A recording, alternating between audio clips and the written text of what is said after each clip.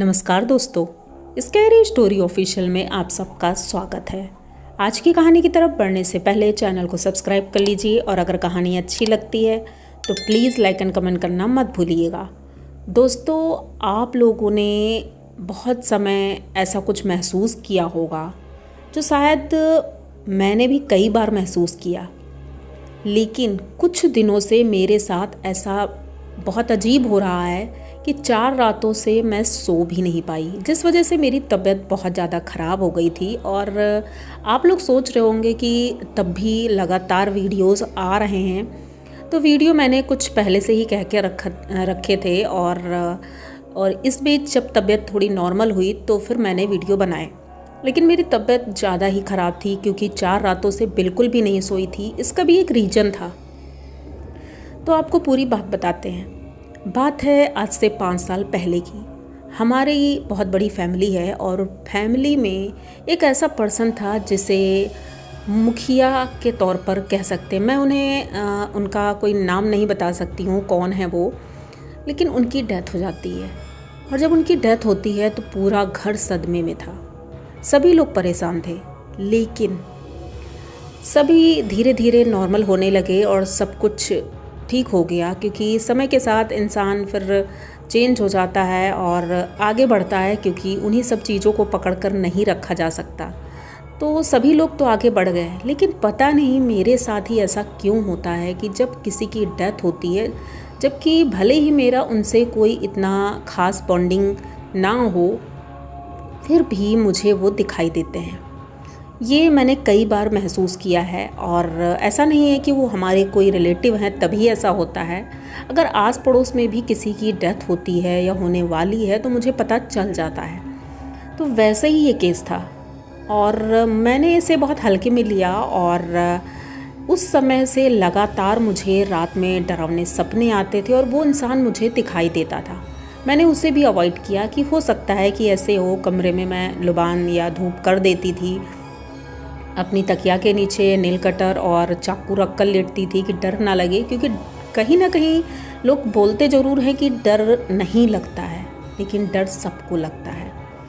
तो वही हाल मेरा भी था। स्टोरीज़ भी सुनाती थी तो मुझे ऐसा लगता था कि कहीं मेरे आसपास कोई है, मुझे महसूस होता था। तो ऐसा ही कुछ 4 दिन पहले हुआ। पहले तो बहुत कुछ होता था, लेकिन वो सब तो बहुत ज़्यादा है, तो मैं वो नहीं डिटेल में जाऊंगी। लेकिन अभी फ़िलहाल 4 दिन पहले जो हुआ वो आप लोगों को बताती हूँ।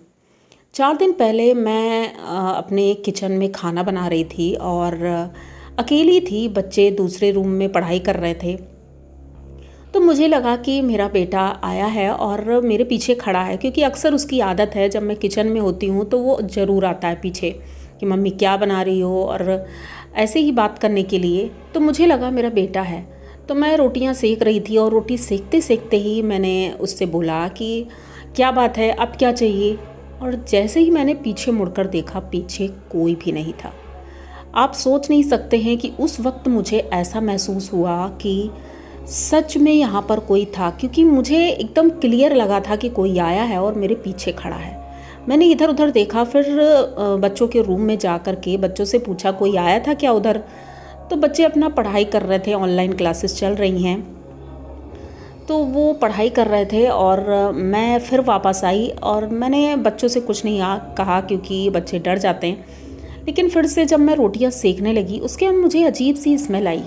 तो मुझे लगा हो सकता है पड़ोस में किसी के यहाँ कुछ बन रहा होगा, उसकी स्मेल आ रही होगी। लेकिन दोपहर का वही 12 साढ़े 12 बज रहा था और उस वक्त ज़्यादातर घरों में खाना बन रहा होता है, तो मुझे ऐसे ही लगा। उसको मैंने अवॉइड किया। बस खाना आना मेरा बन गया और उसके बाद मैं किचन से बाहर आई और थोड़ा सा हवा खाने के लिए बैठ गई कमरे में। लेकिन जैसे ही बैठी तो मुझे किचन में फिर से खटर पटर की आवाज़ आने लगी।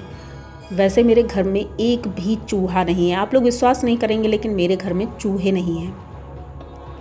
तो मुझे पहले लगा कि हो सकता है बिल्ली हो, क्योंकि चूहे तो नहीं है, लेकिन बिल्ली कभी कभी आ जाती थी, 1-2 बार आई है, तो मुझे लगा बिल्ली होगी। तो मैंने बच्चों से बोला कि बेटा देखो बिल्ली होगी, उसको भगा दो वरना इधर उधर गंदगी कर देगी। तो जब बच्चे किचन में आए तो वहाँ पर कुछ भी नहीं था। अब ये थोड़ा अजीब था। बच्चे कहने लगे मम्मी वहाँ तो कुछ भी नहीं है। तो मैंने कहा ठीक है छोड़ो। उसके बाद अब खाना वाना खाकर सब सो गए। रात का समय आता है और रात को सब लोग सो गए थे। लगभग 12:30 बजे मैंने भी वीडियो एडिट किया और उसके बाद 1 बजे तक मैं भी लेट गई थी। और जैसे ही लेटी अब मुझे महसूस हो रहा था मेरे कमरे में कोई है, क्योंकि मेरे हस्बैंड अक्सर काम के सिलसिले में बाहर ही जाते हैं 4-4 दिन के लिए। तो घर पर हम 3 लोग ही अपने रूम में रहते हैं, मेरे बच्चे हैं और मैं। तो हम तीनों लेटे हुए थे, बच्चे और मैं। और जब सब सो गए तो मुझे ऐसा लग रहा था मेरे रूम में कोई है। मैं इधर उधर देख रही थी, अब मुझे नींद नहीं आ रहा था। और जैसे ही मैं आँख बंद करती, क्योंकि नींद तो आ रही थी, और जैसे ही आँख बंद करती तो मुझे घुटन सी हो रही थी, ऐसे सांस लेने में दिक्कत हो रही थी। बल्कि रूम की खिड़की खोल दी मैंने, फिर भी सांस लेने में इतनी ज़्यादा दिक्कत हो रही थी कि नींद आते हुए भी मैं सो नहीं पा रही थी। 3 बजे के आसपास मुझे नींद आई और मैं सो गई। जैसे ही मैं सोई तो मुझे ऐसा लगा जैसे किसी ने मेरा गला दबाया है, और इतनी ज़ोर से दबाया है कि मैं ना ही बोल पा रही थी ना ही हिल पा रही थी। और मैंने जब आंखें खोली तो रूम में कोई नहीं था, पर गले में दबाव तब भी महसूस हो रहा था। ये सारी चीज़ें नॉर्मल नहीं थी। मेरी नींद तुरंत खुल गई। मतलब कि ये सोचिए सिर्फ 15 मिनट मैं सो पाई थी। 3 बजे सोई थी और वही 3:15 3:30 पे मैं उठ गई। अब उठ तो गई, उठकर बैठी हूँ, इधर उधर देख रही हूँ, क्योंकि रात का ये समय वैसे ही बहुत डरावना होता है। तो मैं बैठी रही, खिड़की के बाहर देखती रही और मुझे ऐसा लग रहा था कि मेरे पीछे कोई खड़ा है। और मैं जब पीछे देखती तो पीछे कोई नहीं था। बच्चे लेटे हुए हैं, सो रहे हैं आराम से। अचानक से लाइट चली जाती है। जैसे ही लाइट जाती है और इन्वर्टर चलता है, तो इन्वर्टर के पंखे से आवाज़ इतनी अजीब आती है, ये सबको पता होगा। जब लाइट जाती है तो इन्वर्टर की आवाज़ से पंखा थोड़ा सा आवाज़ करता है, तो वो आवाज़ कर रहा था। मैंने ऊपर देखा तो मुझे लगा जैसे कुछ रखा हुआ है, क्योंकि लाइट तो ऑफ थी। तो पंखे में देखा तो मुझे लगा कुछ रखा हुआ है, पर जैसे ही मैंने लाइट ऑन की वहाँ पर कुछ भी नहीं था। अब मैं बहुत ज़्यादा डर गई थी। ये पहला दिन था और पहले दिन पूरी रात ऐसे ही गुजर गई। मैं खिड़की के पास बैठी रही, पूरी रात गुजर गई। सुबह 5 बजे उठ करके मैं अपना काम वाम करने लगी। अब थकान इतनी ज़्यादा थी, तबीयत भी ख़राब लग रही थी, क्योंकि नींद नहीं हो पा रही थी, काम भी करना है। तो मैंने अपना थोड़ा बहुत काम किया। उसके बाद जो हमारी हेल्पर आती है घर में काम करने के लिए, तो उनसे मैंने ये बात डिस्कस की। तो उन्होंने कहा कि बहू ऐसा है, थोड़ा सा घर में लुबान वगैरह और अपनी तकिया के नीचे ये सब रख लो, उससे आराम मिलेगा। मैंने कहा वो सब तो मैं कर रही हूँ, लेकिन पता नहीं क्यों ऐसा हो रहा है। दिन में भी नहीं सो पा रही थी, रात में भी नहीं सो पा रही थी। अब दूसरी रात आती है, दूसरी रात सभी सो गए और मैं फिर से सोने के लिए बस लेटी ही थी कि मुझे लगा कि मेरे रूम के बाहर जो बालकनी है, उस बालकनी में कोई टहल रहा है। मैं खिड़की से बार बार देखती, लेकिन कोई भी नहीं दिख रहा था। लेकिन वो टहलने की आवाज़ इतनी तेज़ आ रही थी चप्पलों की, कि इतना ज़्यादा डिस्टर्ब हो रहा था कि मैं बालकनी वाले दरवाजे की तरफ ही लेटी थी किनारे। तो वो बहुत ज़्यादा डिस्टर्बेंस था। उठकर मैं बार बार देखती हूँ, छत में भी मतलब इधर उधर देख रही थी कि शायद कोई और टहल रहा होगा, सामने घर हैं कई, लेकिन इतनी रात को कोई भी नहीं दिख रहा था। अब मुझे डर लग रहा था, क्योंकि स्ट्रॉन्ग कितना भी बनो लेकिन इंसान को डर तो लगता ही है। इसी तरह 3 दिन पूरे बीत गए थे। अब चौथा दिन आया था। चौथे दिन मैं रात में पानी पीने के लिए उठी, बच्चे सो रहे थे। देखा तो बोतल में पानी नहीं था, तो मैं किचन वाले हॉल में गई पानी लेने के लिए। फ्रिज से मैं बस बोतल निकाल करके चलने ही वाली थी कि अचानक से उस हॉल की बड़ी खिड़की के पास मुझे क्लियर दिखाई पड़ा कि कोई खड़ा है। ये पहली बार हुआ था कि वो इंसान मुझे खड़ा हुआ दिखा, और मैं उसको देख करके इतनी तेज़ी से भागी थी, क्योंकि पहली बार ये एहसास बहुत ही ज़्यादा डरावना होता है जब आप किसी को देख लो। तो मैं वहाँ से भागी, लेकिन पता नहीं क्यों मेरे मुंह से आवाज़ नहीं निकल पा रही थी। मैं बच्चों को आवाज़ दे रही थी, घर का कोई भी इंसान सुन नहीं पा रहा था मेरी आवाज़। मेरे घर में और भी लोग हैं, मेरे देवर हैं, देवरानी हैं, ससुर जी हैं, सब लोग हैं, लेकिन कोई मेरी आवाज़ सुन नहीं पा रहा था, क्योंकि मेरे गले से आवाज़ ही नहीं निकल पा रही थी। मैं भागते हुए आती हूँ और अपने बेडरूम के पहले एक रूम पड़ता है, उस रूम में गिर जाती हूँ। जब मैं गिरती हूँ तो वो आवाज़ सभी लोग सुनते हैं और दौड़ कर आते हैं, मुझे उठाते हैं। मैं बेहोश हो गई थी। जब मुझे होश आया तो सभी लोग पूछ रहे थे क्या हुआ है, लेकिन मैं किसी को क्लियर कुछ बता नहीं सकती थी क्योंकि लोग डर जाते।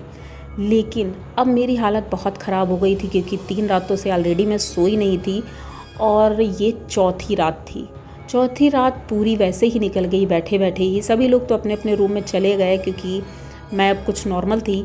बच्चे भी सो गए थे। लगभग 3:30 बजे सभी लोग सो चुके थे। अब मैं बैठी हूँ और डर की वजह से मेरी हालत ऐसी हो रही थी कि पहली बात तो लोगों ने ये सोचा कि हो सकता है सोई नहीं है, तबीयत ठीक नहीं है, इस वजह से इसे कमज़ोरी होगी, चक्कर आ गया, इसी वजह से ये सब हुआ होगा। लेकिन मुझे पता था कि मुझे क्या हुआ है। बस उसके नेक्स्ट डे ही मैंने डिसाइड किया कि अब मुझे किसी को दिखाना ही होगा। तो मैं एक मंदिर में गई। हमारी जो मेड है उसने ही बताया, वो मंदिर बहुत ही अच्छा है। तो वहाँ की पुजारी जी से जब मैं मिली तो उन्होंने बताया तुम्हारे घर में एक ऐसी आत्मा है जिनका हाल फिलहाल उनकी डेथ हुई थी और वही आपको परेशान कर रही है। तो इसके लिए उन्होंने हनुमान जी का टीका मेरे लगाया और उसके बाद काला धागा दिया। काला धागा मैंने बांधा, तब जाकर मुझे कुछ नॉर्मल लगा। और आप मानेंगे नहीं कि कल की पूरा दिन, मतलब सुबह से लेकर मैंने पूरा दिन रेस्ट किया, कोई काम नहीं किया और दिन में मैं बहुत अच्छे से सो पाई थी। ये हनुमान जी की कृपा की वजह से ही हुआ, तो उनका बहुत बहुत शुक्रिया। लेकिन क्या आप लोगों के साथ भी ऐसा कभी हुआ है? कहानियाँ तो मैंने भी बहुत सुनाई हैं, लेकिन जब रियल खुद के साथ ऐसा कुछ होता है, वो डर आप लोग समझ नहीं सकते हैं कितना ज़्यादा लगता है। तो ये सारी चीज़ें मैंने एक्सपीरियंस की, जो मैंने आप लोगों के साथ शेयर की है। आप लोगों को क्या लगता है और आगे मुझे और क्या करना चाहिए, आप लोग बता सकते हैं मुझे, शायद मेरी कुछ हेल्प हो जाए, क्योंकि अभी भी मुझे डर लगता है।